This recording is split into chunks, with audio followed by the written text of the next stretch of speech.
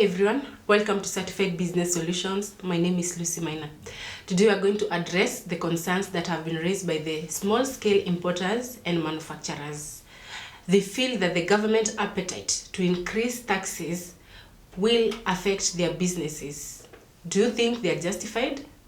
Stay tuned. Good morning, Dr. Kamau. Morning to you, Lucy. You're well? Yes, I'm well. How have you been? I've been well. Yes, so you've heard about the concerns that have been raised by the small-scale importers. Yes. And manufacturers. About the increase of taxes by the government. Yes. Do you think they are justified to be a bit concerned? Do you think it will affect their businesses? Yes, it will definitely affect their businesses. Yes. And it will make them less competitive against other large-scale importers like China. Okay. Now, a few days ago, yes, there was another revision about the taxes that the government is charging. There's a excise tax that is excise tax that is charged on every imported goods coming to Kenya. Okay.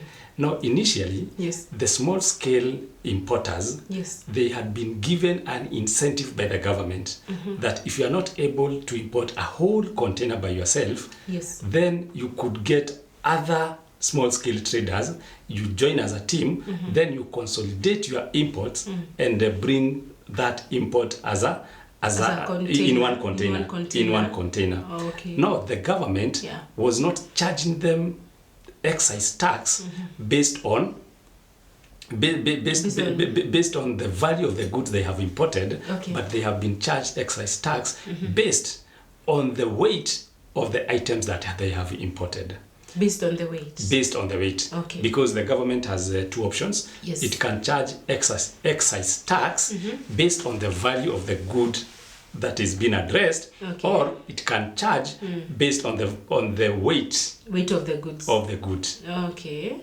Excise tax even is charged on beer, on wine, on cigarettes, and instead of charging, so a manufacturer has an option either to pay excise tax based on the value of what he's producing or based on the quantity of the items he's producing.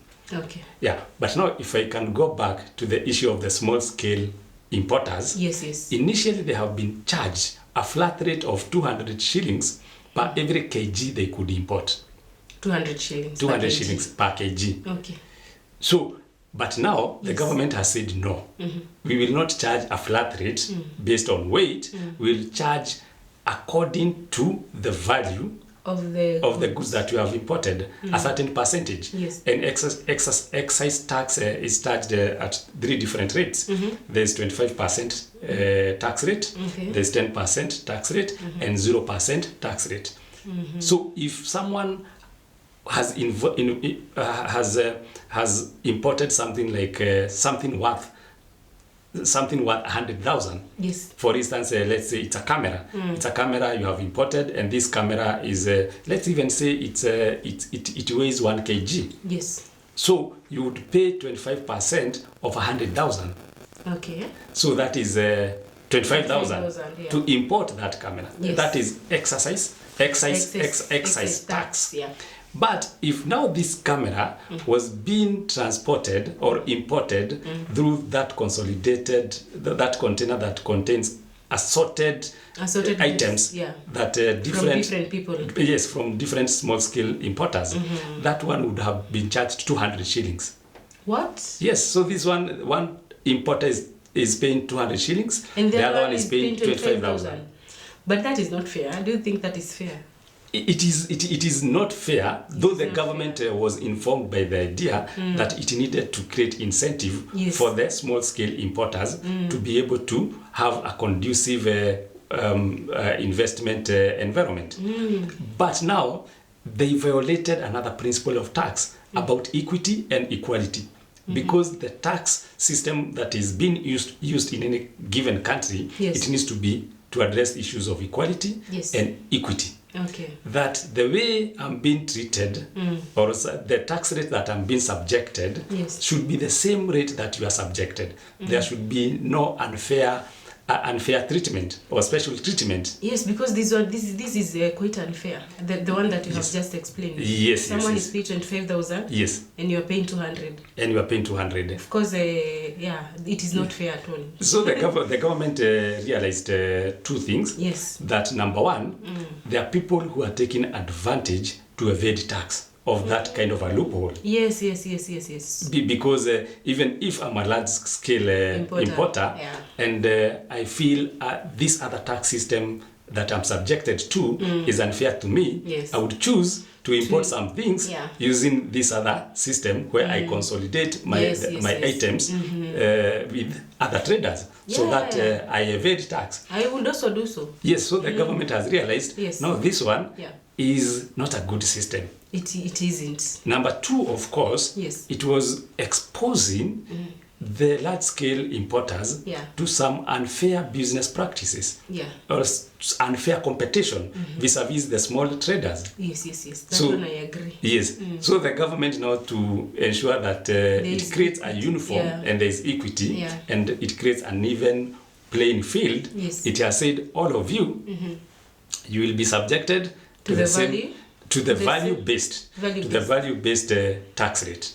Not the weight-based. Not the weight-based. Because that one for weight-based, yes, it is quite unfair. It is quite unfair. Yes, and actually the large-scale importers were complaining, and it was also against a principle of economics that says.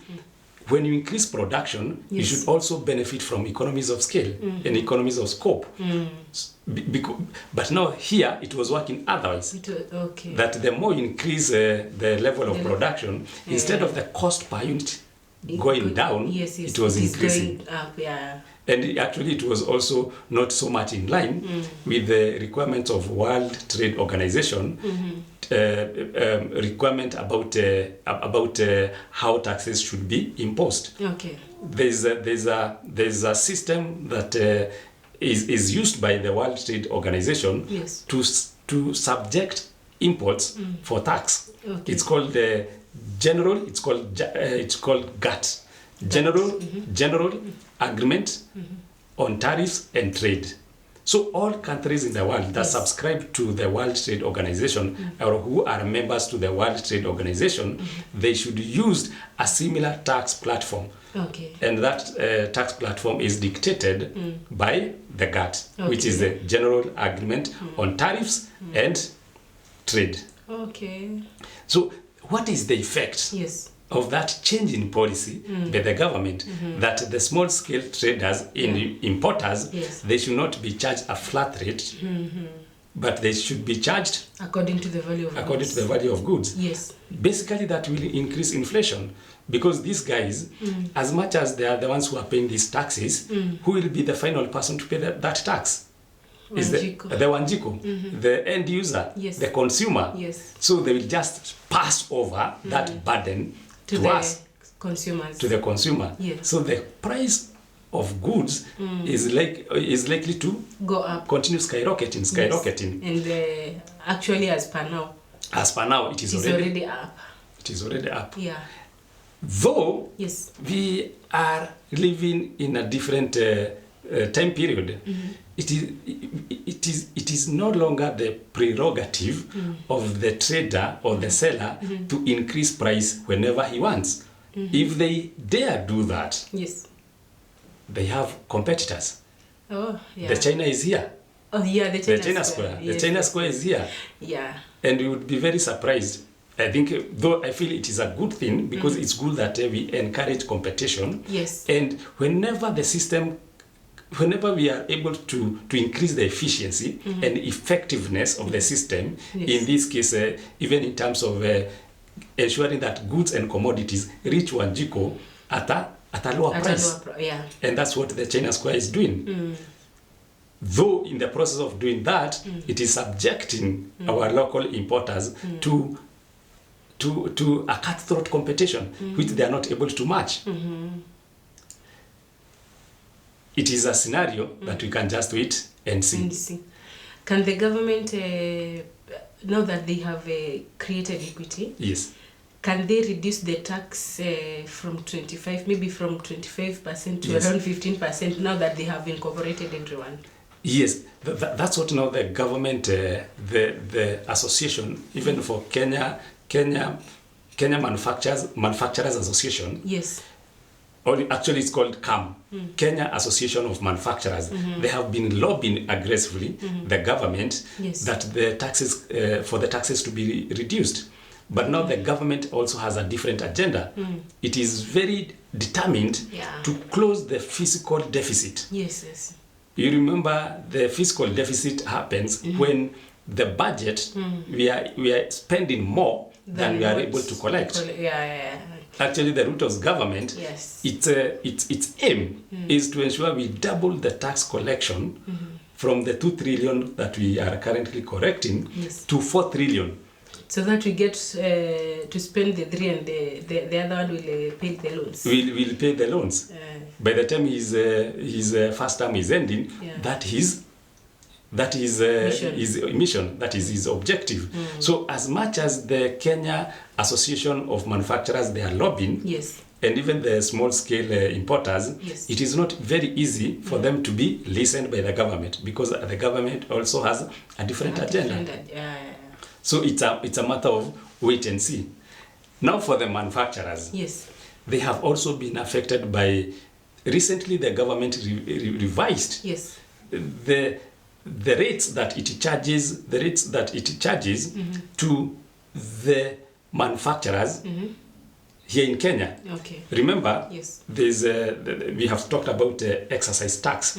Excise tax can be charged based on the value of the commodity Yes. that is being manufactured, or based on another aspect of that commodity. It could be length, it could be weight. Okay. For instance, if it is cigarette, it's not charged according to the weight. It is It charged is according to quite the light. length. Yeah. To the length, Okay. yes. Okay. So, for instance, the issue of beer, the government charges 142 shillings per every liter of beer, and that is excise tax.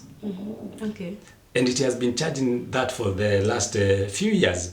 So this year, the government realized that hey, inflation is a bit up. Is a bit up, Yes. and it is reducing the value of the money of the taxes that we are collecting. Yeah. So the government says now, because even the cost of beer has increased. Initially, the cost of beer was 150. We were still charging the same flat rate of 71 shillings per half a liter. That time the beer was 150. Right now the beer is 200. Should we continue charging the same rate? No. Okay. So the price of beer has gone up. Yes, so yes, even yes. us, We should increase the excise tax. Yeah, let's increase the excise tax. Okay. And they did that by the rate of the prevailing inflation for the year 2022. So they said the entire 2022, Yes. actually they said 2021, 2022. You know, the year of the government starts Mid-year. year, and it ends the following mid-year. Yes, yes. So they said the inflation rate for the year 2021/2022 was 6.3%. So they increased their tax rate by 6.3%. Okay. So someone, if the cost per liter of beer was 142, now they factored the inflation element, and now instead of paying 142, you pay about 149. So what will happen to the manufacturers? So for every liter of alcohol, Beer. beer Yeah, yes. that someone drinks, 150 is for the government. For every 1 liter. 150 is for the government. Well, The 150 is for the government. Wow. So what will happen at the end of the day? Yes. Is that this production cost Yes. that has been subjected to the manufacturers, it will end up being taken care of by us, By the drinker. by the drinker or by the consumer. Yeah, by the consumer. Yes. So at the end of the day, Yes. instead of the I government, think all the weight yes, on the government taxes yes, at the end of the day will be subjected to the consumer, Wanjiko the Wanjiko. to the Auma. Okay. So the manufacturers, they say they feel the pain. Of course, they feel the pain. Yes. Because after they shift that cost element to the consumers, the consumers are likely to reduce their consumption level. Yeah. If you are consuming, if you are doing 5 beers, you will now start doing 3. Yes. If you are buying chocolate, every week you would buy chocolate for your loved one, for your day. I'll buy it just at the end of the month once. You buy it once. So what that means is there is a reduced demand of goods and commodities. When there is reduced demand, then production goes down. And when production goes down, that's now when you start hearing that people have been retrenched. Because there's low production. There's low production. There's no work. Yes. Okay. And that's when you hear Yes. that now the companies actually they have been auctioned because you had a loan facility. Now you are not able to pay for that loan because when you are applying for that loan, the business was booming, and you had actually done a forecast, and it was looking good. If you are doing if your company is having a profit of 5 million per year, maybe you are saying the next 2-3 years the profitability of my company will have improved to 10 million. But shock on you, some policies are introduced. All of a sudden the government happens. The government happens. Yes. Then the China Square is here. You had not planned for that. All of a sudden your ability to repay the loan is compromised. You get auctioned. That is sad. Wow. So what would you advise the small scale traders to do in order to survive and also drive this changing situation? Now, number one is they should continue to lobby the government to reduce taxes, and even the government to create other incentives for them so that they can be able to compete favorably against other traders like now the China Square. But all I know is that we have engaged a forward gear, and the train has left the station. It is already on. Yes, we are not going back. We can even refer to the case of the local musicians. There's a time they used to earn a lot of money by selling CDs. Their music through CDs and all that. But now internet came, YouTube came, and now we are able to download their music for free, or to listen to, because downloading could be illegal. But now if you don't download, you can listen, you can stream. You can stream. So that source of income they used to enjoy is no longer there. But they adapted very quickly. To the new norm. To the new norm. They adapted very quickly, and instead of fighting the new norm of YouTube and the internet, they aligned themselves towards the new norm. They started becoming influencers. They could attract a good following on social media. And whenever they would put their music there, they would get a lot of subscribers, and based on the strength of their subscribers, they would be used by other brands to market those brands in their platform, to create visibility for those brands, and they would earn more money. Even themselves, whenever they have an event or a gig somewhere, they would advertise it on the social media. And because of that strength of the social media, they would get more, they would sell more, they would sell more sales, and they would get a bigger crowd. So even the small scale importers and manufacturers, the train has left the station. We are not going back.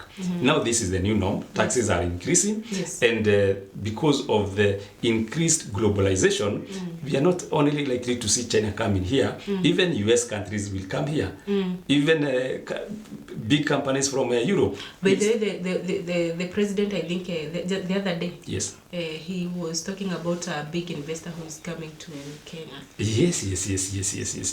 The government is creating incentive for those big brands and giant corporations to come and establish presence here in Kenya, because when they do that, they will also create employment for Kenyans. And that's how even China developed. That's even how Saudi Arabia developed. You'd be very surprised that Saudi Arabia, it is a dry country. Of course, they do generate income from selling fuel, but now fuel only contributes about 10% of their GDP. 10%. Just only 10%. The rest is coming from tourism. Saudi Arabia has become a center of international tourism, center of attraction. And the reason how they did it is they attracted all the big brands to go to Saudi Arabia, and they allowed them to start factories there, and they charged them zero taxes. And they did not require those companies to have one of the Saudi Arabians to be a board member. You would come there and you are charged zero taxes, and you are not charged even pay as you earn. There is no corporation taxes. Even if you generate income and you are sending it to your home country, if it is an American company, they did not have a problem with that.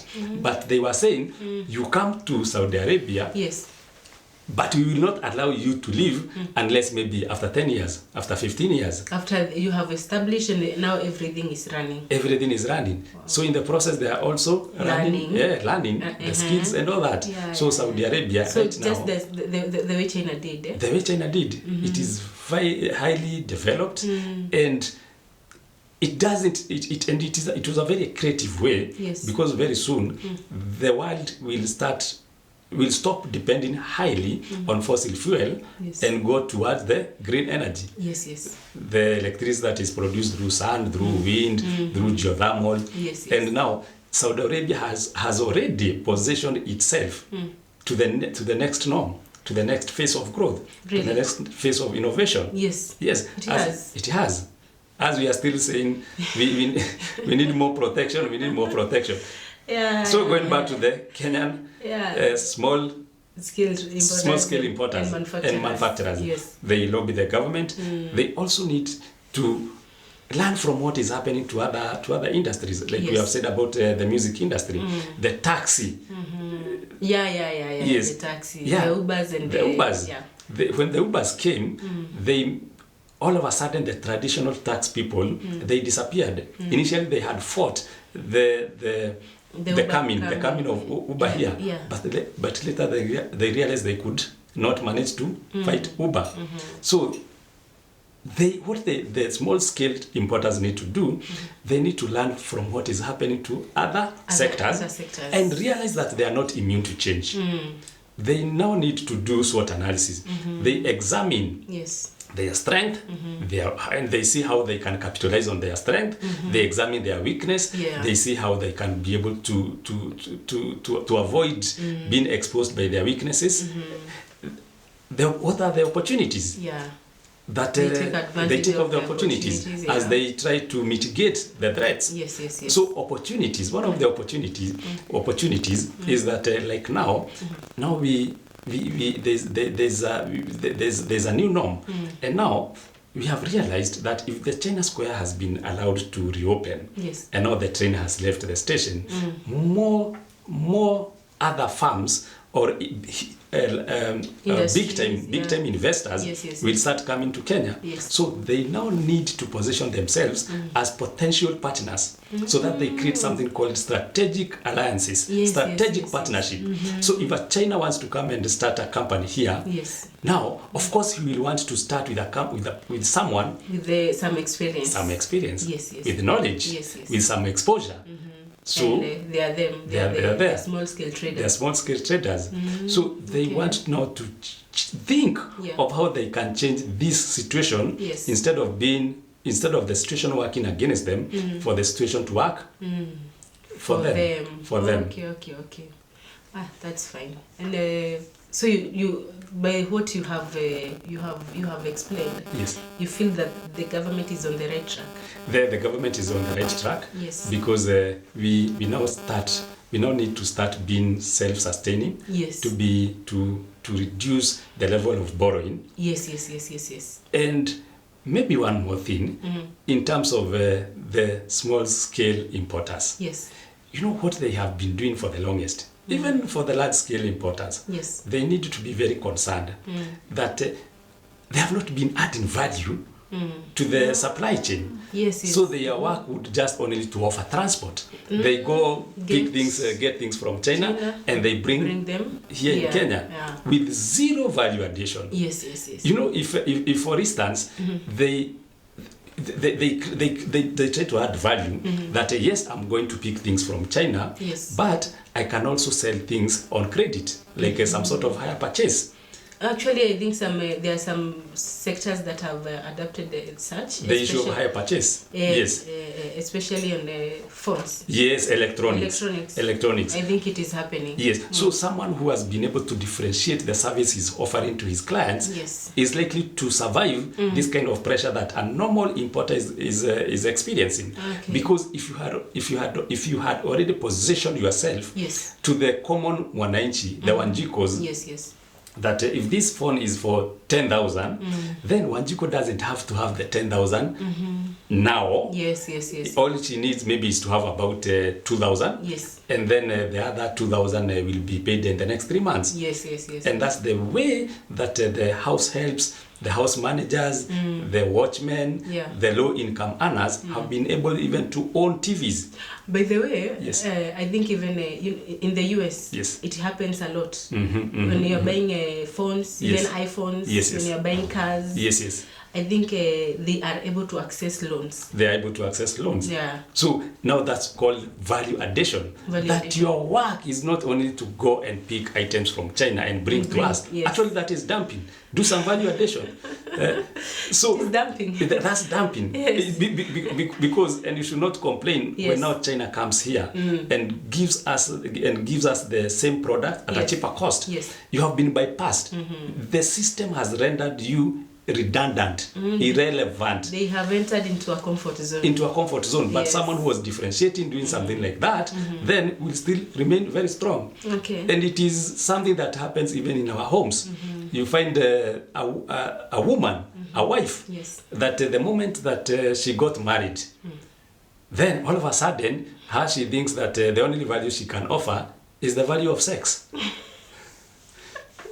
But now, in this today's world, Yes. we need someone who is creative, someone who is productive, Yes. someone who is also, when the mzee comes home, Yes. there is that kind of treatment. You remove his coat. If I come home, I need my clothes to be removed. I need my socks to be removed. I need to find a hot cup of coffee. Yes. Maybe a cake. Yes. Maybe some massage. And that's why you see Yes. the housewives. Yes. They have remained very at a comfortable zone for the longest. And now we have other slay queens coming and giving them a challenge and a run for their money.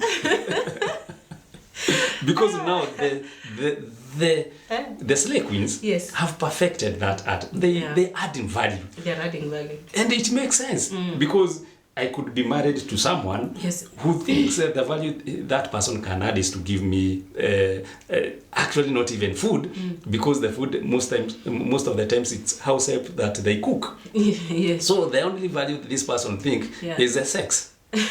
But now the house because you find couples that Yes. they are not even able to discuss, to share issues. Yes. So I have things that are bothering me, but you have not created a conducive environment for me to share. Okay. So when this man goes to a slay queen or even to the bar attendants, they listen. And this person is able to discuss and whatever that was disturbing him, he's able to share. And a problem shared is a problem half solved. So this man is likely to live longer. So this slay queen is adding value. This bartender is giving value. And the wife is at home sleeping. At home sleeping, wearing sengenge ni ng'ombe.